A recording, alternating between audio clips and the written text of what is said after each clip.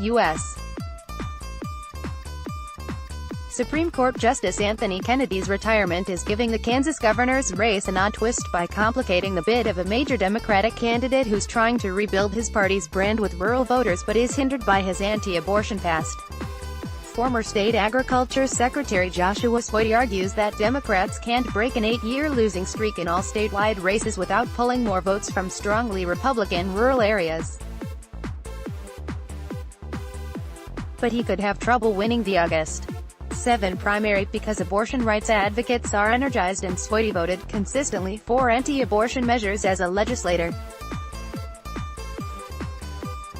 Swady has tried to woo liberal Democrats by pledging to veto any new restrictions on abortion if he's elected governor. But he's facing two major rivals taking stronger abortion rights stances and has made statements likely to hurt him with more socially conservative voters in the fall.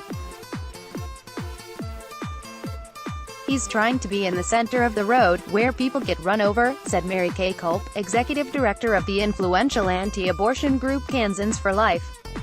He's got tire marks on the back of his head. Swady brushes off the criticism he's getting on both sides. Guess where that puts me? Well, probably with the overwhelming majority of Kansans, he said in an interview.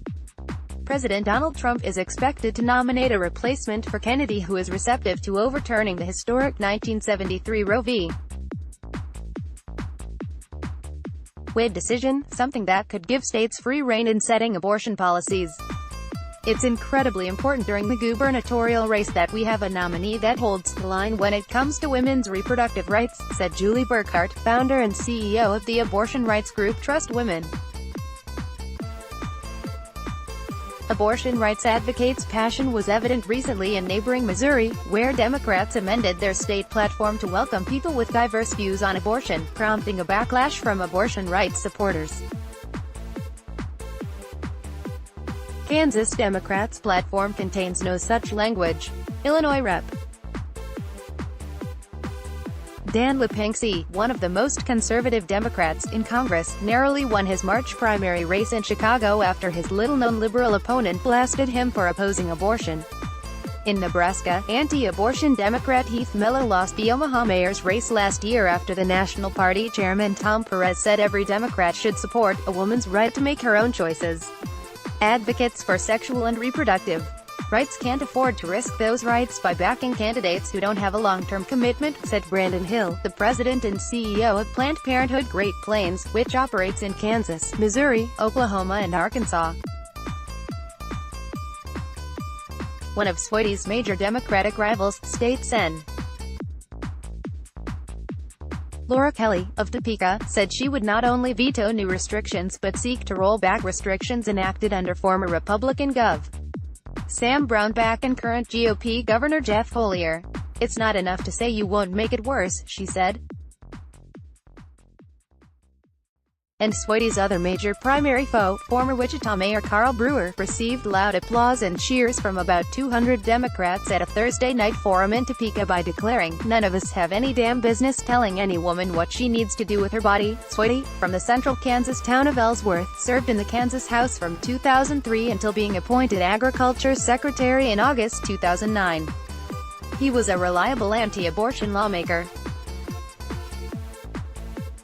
He voted for 4 bills to tighten state regulation of abortion clinics, at least 11 other measures and twice to override vetoes by then Democratic Gov. Kathleen Sebelius. Swady argues he acted in line with his GOP-leaning district. His running mate is an ex-Army helicopter pilot and businesswoman who supports abortion rights.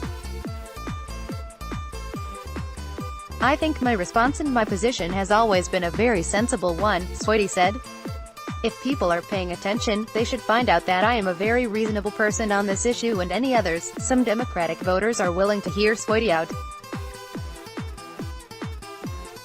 Ty Edwards, a 37-year-old history professor from Lawrence, said she identifies herself as pro-choice but other issues also are important, such as funding for public schools. If you live in a state like Kansas, you're used to the complex nuances of how abortion rights exist in a state that's predominantly hostile, she said. But Sue Hamlin, a 66-year-old lifelong Democrat and retired educator from Topeka, said she definitely wants abortion rights candidates who are proactive. "We've got to make it clear that women get to be in charge of their own bodies and make their own decisions," she said. Politics, U.S. Supreme Court Justice Anthony Kennedy's retirement is giving the Kansas governor's race an odd twist by complicating the bid of a major Democratic candidate who's trying to rebuild his party's brand with rural voters but is hindered by his anti-abortion past.